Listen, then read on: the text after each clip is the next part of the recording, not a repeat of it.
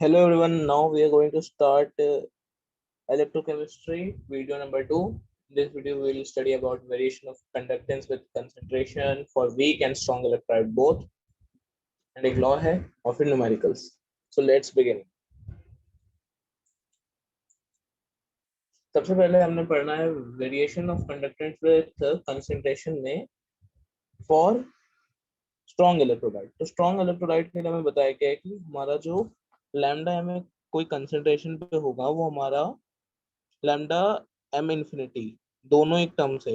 एक है हमारा मोलर कंडक्टेंस है एट इनफाइनाइट डाइल्यूशन और एक है मोलर कंडक्टेंस एट कंसंट्रेशन सी.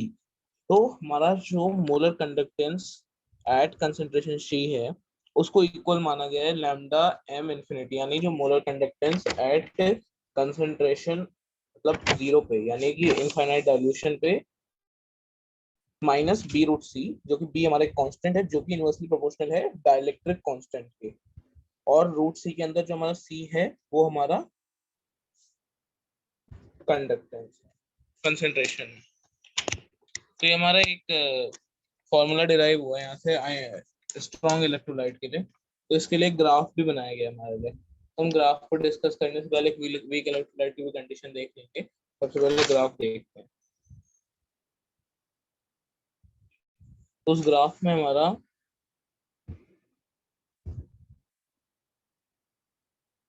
यहाँ पे लैम्डा एम की वेरिएशन है और यहाँ पे हमारा रूट सी है. तो ग्राफ हमारा स्ट्रॉन्ग इलेक्ट्रोलाइट के लिए भी बना रहे हैं हम. तो हमारा स्ट्रॉन्ग इलेक्ट्रोलाइट के लिए कुछ हद तक तो ये ऐसे रहेगा, फिर ये कांस्टेंट हो जाएगा. इसके कांस्टेंट होने का रीजन ये है कि मोस्ट ऑफ द टाइम हमारा कुछ वक्त तक तो इसकी कंसंट्रेशन बढ़ाने पे हमारा इसे यहाँ तक, जैसे मान लेते हैं जो पॉइंट है हमारा, इसकी कंसंट्रेशन यहाँ तक बढ़ाने पे इस पे कंडक्टेंस में चेंज आ रहा है. बट जैसे जैसे और बढ़ाते जाएंगे हमारी, तो इसके आयंस तो ऑलरेडी ब्रेक डाउन हो चुके होते हैं और ब्रेक नहीं होते हैं, इसलिए कांस्टेंट हो जाता है इसके बाद. तो ये एक रीजन था कि इसका ग्राफ कुछ टाइम के बाद कांस्टेंट हो जाता है. और वीक इलेक्ट्रोलाइट का भी ग्राफ हमारा कुछ ऐसा होता है, वो धीरे धीरे ऐसे ऐसे बढ़ता जाता है और उसके बाद वो ऐसे यहाँ तक ही जाता है, कुछ आगे तक जाता है फिर रुक जाता है. ठीक है. और ये एकदम टॉप पे नहीं टच कर पाता है क्योंकि इसकी कभी भी हमारी लैम्डा एम इंफिनिटी ये बोल लेते हैं या फिर लैम्डा एम की वैल्यू कभी भी स्ट्रॉन्ग इलेक्ट्रोलाइट के इक्वल नहीं हो सकती है, क्योंकि वो एक वीक इलेक्ट्रोलाइट है. चाहे हम इनफाइनाइट डाइल्यूशन भी क्यों ना कर दें, लेकिन वो फिर भी वैसा नहीं हो सकता है, क्योंकि इनफाइनाइट डाइल्यूशन यानी कंसंट्रेशन जीरो, जो कि यहाँ पे है. अगर हम यहाँ तक भी पहुंच जाए तभी भी ये वो वैल्यू मेंटेन नहीं कर सकता जो लैम्डा एम इंफिनिटी पे है इसकी. तो ऐसे हमारा ये कंसंट्रेशन का है. जैसे जैसे कंसंट्रेशन घटाते जाएंगे, मतलब कि वाटर और डालते जाएंगे, डाइल्यूशन करेंगे, तो जितना ज्यादा वाटर उतना ज्यादा आयन ब्रेक्स. तो बहुत टाइम तक तो ये ब्रेक होंगे ही नहीं, और उसके बाद ब्रेक होना चालू करेंगे क्योंकि कंसंट्रेशन बहुत ज्यादा बढ़ चुकी है. और फिर इन्फाइनिटी यहाँ पे लैम्डा एम इन्फिनिटी होगा. ठीक है. ये लैम्डा एम इन्फिनिटी है और ये टच नहीं करेंगे, इसको डॉटेड लाइन से बना सकते हैं, ये टच नहीं हो पाएगा. तो ये हमारा ग्राफ था दोनों के कंडक्टेंस का. अब हमें इस ग्राफ से बहुत कुछ देखने वाले हैं. तो वी के इलेक्ट्रोलाइट का ग्राफ आपने देख लिया जो उसके नीचे मैंने बनाया था. तो उसमें इन्होंने बताया है कि वीक इलेक्ट्रोलाइट कभी भी लैम्डा एम इंफिनिटी जो उसका आएगा वो कभी भी स्ट्रॉन्ग इलेक्ट्रोलाइट की लैम्डा एम इंफिनिटी के इक्वल नहीं हो सकता. और इसका रीजन ये है क्योंकि वो वीक इलेक्ट्रोलाइट है और वो कभी भी उतने ज्यादा ब्रेक नहीं होता. तो ये एक हमारा ग्राफ था. डेबे हकल और सागर की इक्वेशन थी ये. तो इनका ये एक थ्योरी थी, एक ग्राफ था. इसका एक एप्लीकेशन भी है. एप्लीकेशन इन द सेंस मैं आपको नेक्स्ट पेज पे बताऊँ. आपका एप्लीकेशन क्या है इसका, कि हमारा जो लैम्डा इक्विवेलेंट होता है वो तो हमारा लैम्डा इक्विवेलेंट इन्फिनिटी है ना. तो लैम्डा अगर हम अल्फा, जो कि हमारा डिग्री ऑफ डिसोसिएशन है, उसको, जैसे कि हमारा अल्फा है, ये डिग्री ऑफ डिसोसिएशन है, तो लैम्डा एम ले लेंगे at concentration C divided by lambda M at infinity. ये हमारा अल्फा है जो कि डिग्री ऑफ डिसोसिएशन है. ठीक है. अब ये कैसे आया क्या आया मैं सब बताऊंगा। तो अल्फा की वैल्यू ये गिवन है। तो अगर हम एक वो लेते हैं अपना,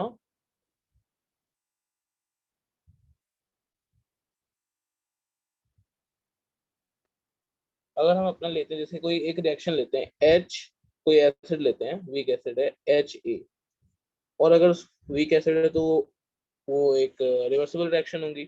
तो एच प्लस निकलेगा यहाँ से, और यहाँ से ए माइनस निकल रहा है। तो होगा क्या बेसिकली, सबसे पहले यहाँ की कंसंट्रेशन सी होगी, ठीक है, और यहाँ पे जीरो, यहाँ पे जीरो, ये इक्विलिब्रियम का पार्ट है। फिर कुछ टाइम बाद इसकी concentration C minus C alpha हो जाएगी, और ये हो जाएगा सी अल्फा, और ये भी C alpha.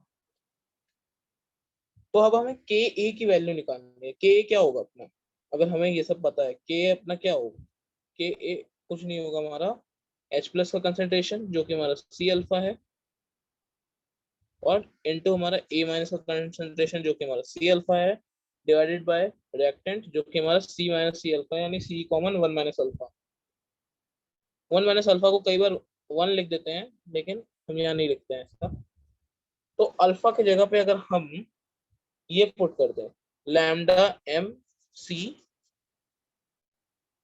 Lambda M C by lambda infinity M infinity. तो अगर हमें लैम्डा एम मतलब molar conductance at concentration C पता है हमें, और molar conductance at infinite dilution पता है हमें, यानी कंसंट्रेशन जीरो पे पता है, तो हम उनको अल्फा की वैल्यू पे रख के हम उसका के निकाल सकते हैं, जो कि हमारा है आयनाइजेशन कांस्टेंट वीक एसिड का।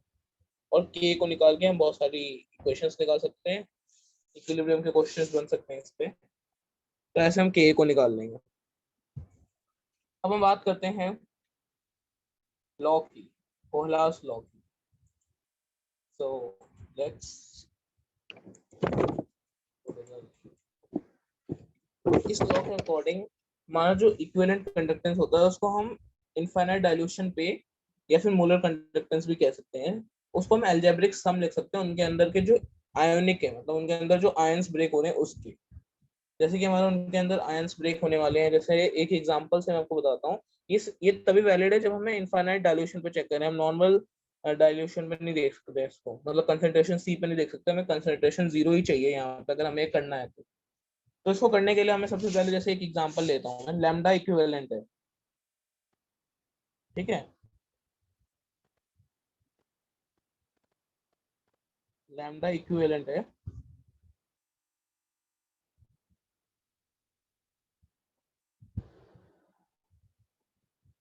NaCl का। तो उसको मैं लिख सकता हूँ equal to lambda equivalent of Na plus plus lambda equivalent of Cl minus. अब इससे फायदा ये है कि अगर मेरे को NaOH का निकालना हो, और मेरे को अगर NaOH का निकालने के लिए अगर मेरे को CaOH का पता हो, या फिर ऐसे कुछ मैं निकालना चाहता हूँ BaCl का, मान लो BaCl2 का, या फिर कुछ भी ऐसा हमें निकालना हो, या CH3COOH का गिवन है जैसे मैं दिखाता हूँ। हाँ ठीक है, तो अगर मेरे को लैम्डा इक्विवेलेंट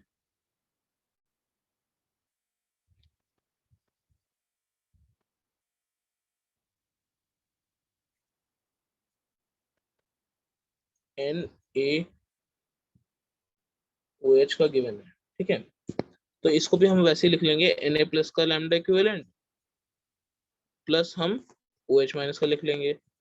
अब अगर मैं लैम्डा इक्विवेलेंट NaCl की जो वैल्यू होगी उसमें से अगर मैं NaOH का माइनस कर दूं, तो मुझे Cl minus minus OH minus निकलेगा। और अगर मैं ऐसे ही कोई वैल्यू प्लस कर दूं OH माइनस वाला, जैसे कि मेरा CH3OH माइनस है, तो मेरा CH3COOL OCl का निकल जाएगा, जो कि वैसे एग्जिस्ट नहीं करता बट हम निकाल सकते हैं।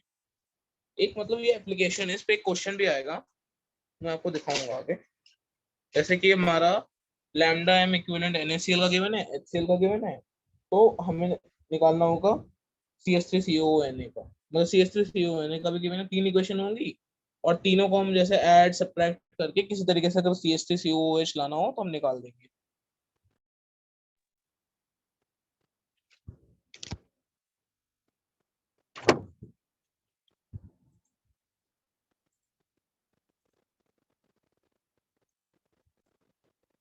एक न्यूमेरिकल है, इस न्यूमेरिकल से पहले मैं चाहता हूँ अब एक और न्यूमेरिकल कर लें इस पे लैम्डा इक्विवेलेंट पे। तो जैसे अगर हमें लैम्डा इक्विवेलेंट NaCl का गिवन है, लैम्डा इक्विवेलेंट NaCl का गिवन है,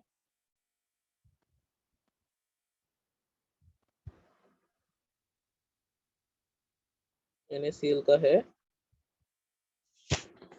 126, ठीक है, 0.45, और लैम्डा इक्विवेलेंट हमारा HCl का है 426.16, और लैम्डा इक्विवेलेंट हमारा CH3CONA का है, CH3COONA का गिवन है इक्वल टू 91। अच्छा हाँ, एक और चीज, इनकी यूनिट सेंटीमीटर इनवर्स में होनी चाहिए जब भी आप सॉल्व करें, सेंटीमीटर इनवर्स में, चाहे वो कंडक्टेंस में हो चाहे वो स्पेशल कंडक्टिविटी हो, सबकी सेंटीमीटर इनवर्स में होनी चाहिए, तभी सॉल्व करिएगा, वरना उसको कन्वर्ट करना पड़ेगा पहले फिर आगे सॉल्व होगा। हाँ, तो इस इक्वेशन में क्या है, लैम्डा इक्विवेलेंट NaCl गिवन है, HCl गिवन है, CH3COONA गिवन है, उसको सॉल्व कैसे करना है। तो NaCl है, तो NaCl में कौन कौन से आयन होते हैं, Na प्लस और Cl माइनस होते हैं, Na प्लस और Cl माइनस, ठीक है। हाँ, तो Na प्लस और Cl माइनस होते हैं उसके अंदर, वैसे ही हमारा Na प्लस लिख लो, ठीक है, प्लस Cl माइनस लिख लो, इन दोनों के लैम्डा इक्विवेलेंट हमारा दोनों का सम 126.45 होगा, वैसे ही H प्लस लिख लो और Cl माइनस लिख लो, दोनों के आगे लैम्डा भी लगेगा, लैम्डा इक्विवेलेंट ये हमारा 426 है, ऐसे ही आपको सब लिख लेना है, CH3COO plus Na plus minus है इक्वल टू हमारा 91 है। अब मेरे को निकालना है CH3COOH का, तो मेरे को क्या करना होगा, मेरे को सबसे पहले लैम्डा, ये तीनों के लैम्डा इक्विवेलेंट है, तो मेरे को सबसे पहले CH3COO तो चाहिए, तो इसको तो मैं ऐड में रखूंगा, पॉजिटिव ही रखूंगा। मेरे को इसमें से Na प्लस दिख रहा है, मेरे को इसको हटाना है, तो मैं Na प्लस को हटाने के लिए फर्स्ट वाली इक्वेशन को माइनस कर दूंगा इसमें से, तो जैसे ही मैंने फर्स्ट वाली को माइनस किया मेरे पास माइनस Cl माइनस भी आ जाएगा, तो मेरे को इसको हटाने के लिए इसमें प्लस Cl माइनस देना पड़ेगा, तो प्लस Cl माइनस नीचे से मिल जाएगा, तो CH3CO मिल जाएगा और H प्लस मिल जाएगा दोनों को, मतलब हमें क्या करना पड़ेगा, 91 में से 126.45 को माइनस करना पड़ेगा, फिर 426 को ऐड करना पड़ेगा, ऐसे हमें सॉल्व करना पड़ेगा। तो इसका नेट आंसर एक आएगा हमारा 390.71, क्या आएगा 390.71, ठीक है, ये आएगा इसका आंसर। सो अब हम बाकी न्यूमेरिकल्स को देखते हैं जो हमारे पिछली वीडियो के भी थे न्यूमेरिकल्स, उस कॉन्सेप्ट पे बेस्ड है, उन सबको देखते हैं।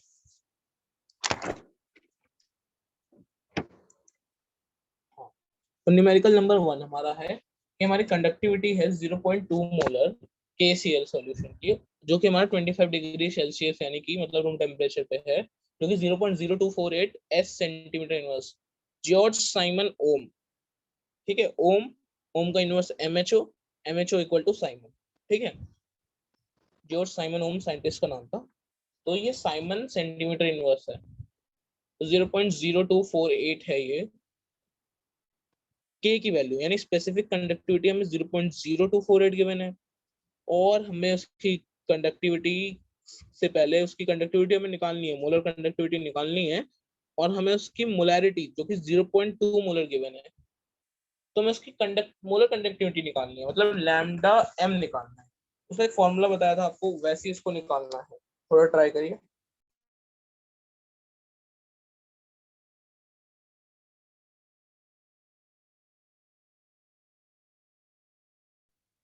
सो एक फॉर्मूला होता है हमारा लैम्डा एम, इक्वल टू के इंटू वॉल्यूम। ठीक है, वॉल्यूम हमें भले ही नहीं पता है तो हम वॉल्यूम की जगह पे लिख सकते हैं 1000 बाय मोलैरिटी, 1000 बाय मोलैरिटी। तो ये हो जाएगा 1000 के बाय मोलैरिटी।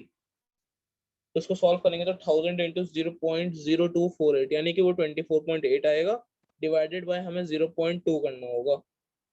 तो इससे हमें सॉल्यूशन मिल जाएगा, हमें उसकी वैल्यू मिल जाएगी लैम्डा एम की। तो वही हमें निकालनी थी। देख सकते हैं आप नेक्स्ट स्लाइड में, मैं आपको दिखा देता हूँ उसका एग्जैक्ट सॉल्यूशन कैसे है।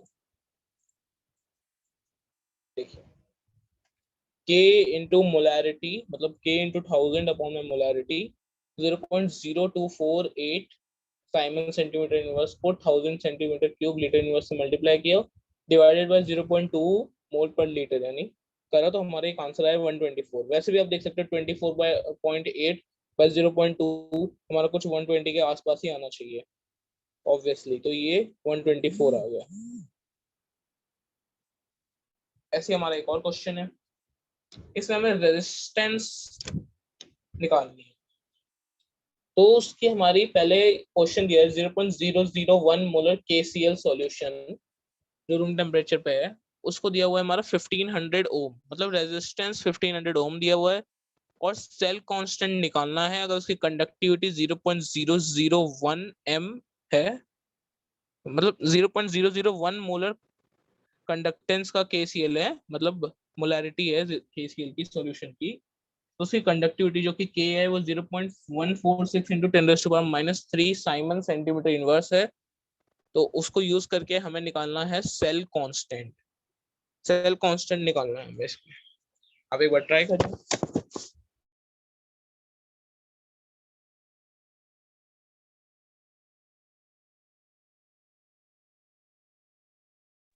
सेल कांस्टेंट इज नथिंग, जो हमारा कंडक्टिविटी के साथ हमारा मल्टीप्लाई होता है, कंडक्टिविटी के साथ 1 रो मतलब L अपॉन में RA। तो L बाय A निकालना है, मतलब कंडक्टिविटी को मैं लिख देता हूँ, conductivity is equal to L by RA होता है। मुझे LA की वैल्यू निकालनी है, यानी मैं इसको G स्टार बोलता हूँ, तो मुझे इसी की वैल्यू निकालनी है। तो इसको निकालने के लिए मेरे को कंडक्टिविटी को रेजिस्टेंस से मल्टीप्लाई कर देना होगा, मेरे को G स्टार मिल जाएगा जो कि मेरा एक सेल कांस्टेंट है। ठीक है, सेल कांस्टेंट।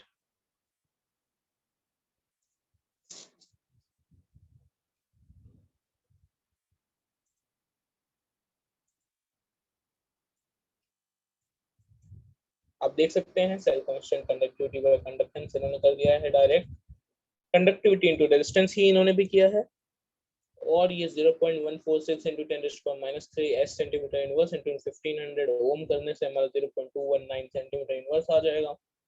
सेंटीमीटर इनवर्स में रहेगा तभी सॉल्व करिएगा, वरना उसको पहले सेंटीमीटर इनवर्स में कन्वर्ट कर लीजिएगा, उससे क्वेश्चन इजी हो जाएगा। अच्छा, ये क्वेश्चन बहुत अच्छे हैं। इसमें पूछा है how much charge is required for following reaction Al+3 को Al बनाने के लिए। अगर Al+3 को मेरे को Al बनाना है, Al+3 है, उसको Al बनाना तो मेरे को उसको 3 इलेक्ट्रॉन देने पड़ेंगे। 3 इलेक्ट्रॉन दूंगा तो ये मेरा Al बनेगा। एक इलेक्ट्रॉन पे चार्ज कितना होता है? 1 फैराडे। 3 इलेक्ट्रॉन पे चार्ज कितना होगा? 3 फैराडे। तो 3 इंटू 96500 निकाल लेंगे तो हमारी वैल्यू आ जाएगी 3 into 96500 1 mole of Al+3 plus Al। वैसे ही Cu+2 में 2 इलेक्ट्रॉन ऐड करना होगा, यानी 2 इंटू 96500। अच्छा, MnO4 माइनस को Mn2 प्लस बनाने के लिए तो हमें इस पे Mn का ऑक्सीडेशन स्टेट निकालना पड़ेगा। मैं इसको इरेज कर रहा हूँ।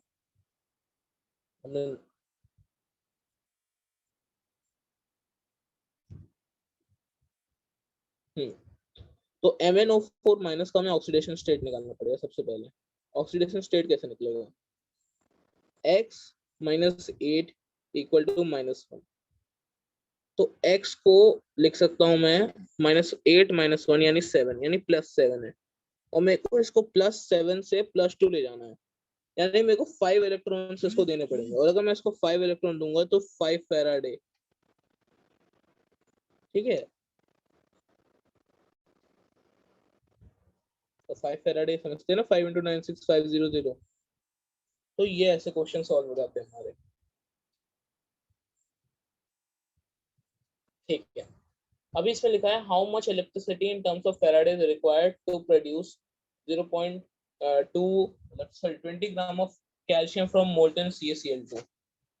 मतलब अगर मोल्टन CaCl2 है, यानी कि अगर मेरा CaCl2 है तो वो मेरा और हमारा 2Cl माइनस भी होगा, प्लस 2Cl माइनस होगा, और ये CaCl2 बना होगा, है ना। तो मतलब बेसिकली इसमें Ca का जो ऑक्सीडेशन स्टेट है वो +2 है। मेरे को +2 को घटा के Ca सॉलिड बनाना है, और आपको पता है कि जो एलिमेंटल स्टेट में होता है उसका ऑक्सीडेशन स्टेट 0 होता है, मतलब इसका ऑक्सीडेशन नंबर 0 करना है, यानी +2 से 0 करने के लिए मेरे को उसको 2 इलेक्ट्रॉन्स देने पड़ेंगे, और 2 इलेक्ट्रॉन्स पे चार्ज करना होता है 96500 इंटू ट्वाइस, इसका ट्वाइस। तो ऐसे हमें Ca का मिल जाएगा। वैसे ही और एक क्वेश्चन है हमारा पहले का, वो भी देख लेते हैं।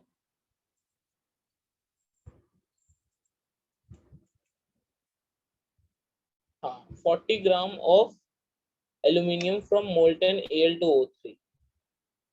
ठीक है, चलिए इसको भी सॉल्व कर लेते हैं।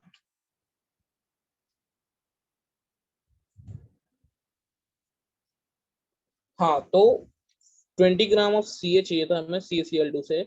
हमने वहां पे जो निकाला, जो 2 फेराडे निकाला, वो 40 ग्राम के लिए था, मतलब 1 मोल Ca के लिए था। और ये 20 ग्राम है, यानी उसका 5 मतलब 0.5 मोल है। तो 0.5 मोल इलेक्ट्रॉन मतलब 0.5 इंटू 2, यानी 1 फेराडे इससे इलेक्ट्रिसिटी चाहिए होगी बस। 1 फेराडे यानी 96500। ठीक है, बस इतनी। वैसे आप Al2O3 का निकालने का ट्राई करिएगा।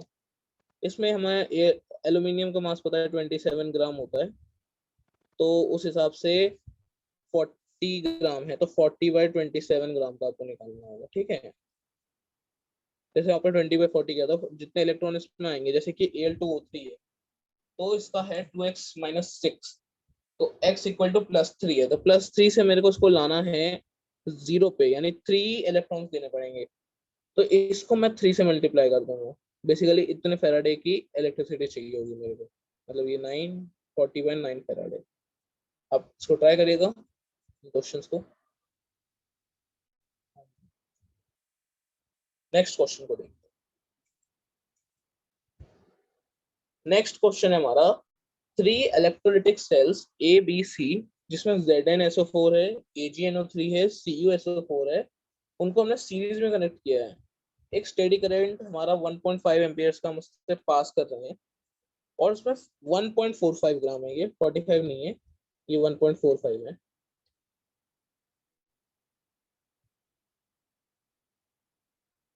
हाँ, तो 1.45 ग्राम ऑफ सिल्वर डिपॉजिट होगा। ठीक है,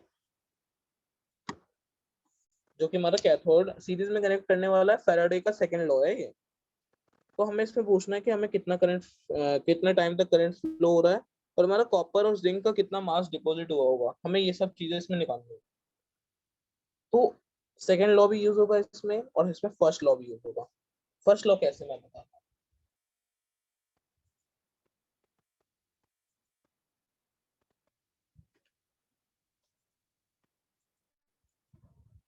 हाँ, तो फर्स्ट लॉ ऐसे, हमें पता है कि जो हमारा वेट डिपॉजिट होता है, मतलब जो हमारा मास डिपॉजिट होता है, वो हमारा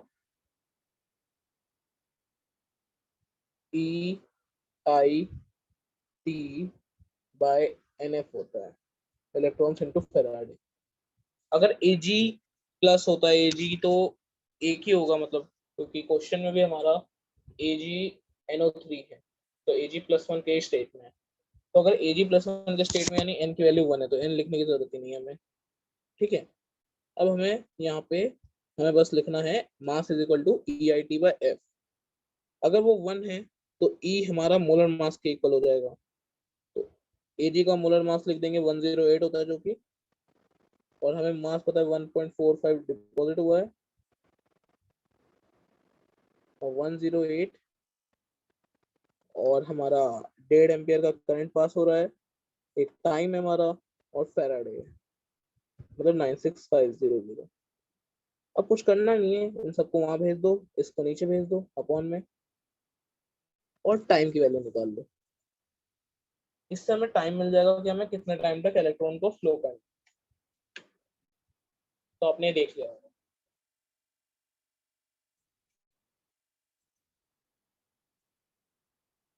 ठीक है, अब हमें सेकंड लॉ का यूज करना है। अब हमने फर्स्ट लॉ को तो यूज कर लिया, अब सेकंड लॉ की बात है। सेकंड लॉ क्या होता है हमारा? Weight of first divided by weight of second is equal to equivalent weight of first divided by equivalent weight of second. वैसे हमें सॉल्व करना है। यहाँ पे मैं आपको सॉल्यूशन दिखा रहा हूँ। हमारा टाइम आया 863.73 सेकंड। अब हमें कॉपर निकालना है, जैसे कॉपर कितना डिपॉजिट हुआ, तो कॉपर का इक्विवेलेंट वेट कितना होता है, उस पर +2 चार्ज है क्योंकि कॉपर सल्फेट है। तो +2 चार्ज उस पर अगर लगा हुआ है, कॉपर पे, कॉपर पे +2 चार्ज अगर लगा हुआ है, तो कॉपर हमारा हो जाएगा 63.5 उसका वेट होता है। तो 63.5 को हम 2 से डिवाइड कर देंगे तो 31.75 कुछ आ जाएगा, क्योंकि 63.5 ही होता है, तभी तो इक्विवेलेंट वेट निकलेगा। हमें वेट निकालना है दोनों का इक्विवेलेंट वेट। हमें W1 पता है 1.45, इक्विवेलेंट वेट ऑफ फर्स्ट पता है 108, W2 हमें निकालना है, E2 हमें पता चल गया 31.75, तो W2 इससे निकल जाएगा, जो कि आएगा 0.426 ग्राम ऑफ कॉपर। इसको आप ट्राई करिएगा, ठीक है। वैसे ही हमारा जिंक है, तो जिंक कैसे निकलेगा? W1 हमारा 1.45 ग्राम ऑफ सिल्वर है, और हमारा इक्विवेलेंट वेट 1 जो कि 108 है, और वेट 2 हमें पता नहीं है, और इक्विवेलेंट वेट 2 जिंक का क्या होगा? जिंक पे भी तो +2 ही चार्ज है, और जिंक का हमारा मास होगा, उसको हम 2 से डिवाइड कर देंगे, उससे हमारा सॉल्व हो जाएगा ये। इसलिए हमारी 65.39 है, तो इसको 2 से डिवाइड करेंगे तो 32.65 आएगा। ठीक है, ऐसे ही हम इसको सॉल्व कर लेंगे, और W2 निकाल लेंगे, जो कि 0.438 ग्राम आएगा। तो ये हमारा क्वेश्चन था। आज हमने कुछ न्यूमेरिकल्स किए, कोइलर्स को लॉ किया, और फैराडेज लॉस का application and variation of conductance उनका ग्राफ। Thank you for watching. Next video में हम इलेक्ट्रोकेमिस्ट्री के बाकी कॉन्सेप्ट्स को देखेंगे। Thank you.